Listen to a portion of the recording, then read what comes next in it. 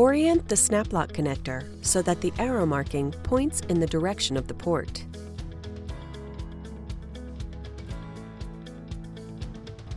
Advance the catheter over the port stem to the midway point, covering the first barb.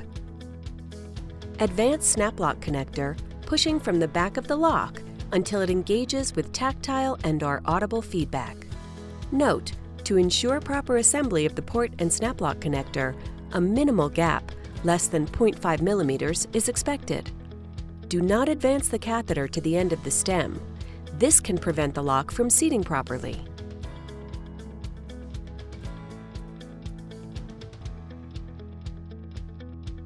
The tapered end of the blue strain relief locking mechanism should point away from the port body.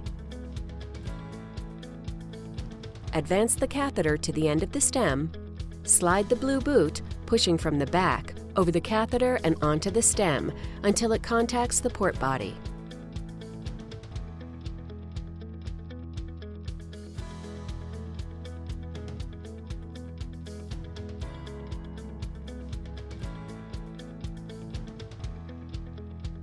Slide the snap lock connector toward the proximal end of the catheter. Advance the catheter over the port stem to the midway point, covering the stem barb.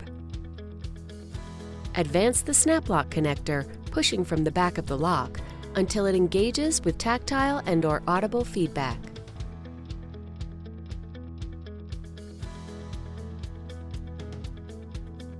Slide the bayonet locking mechanism toward the proximal end of the catheter.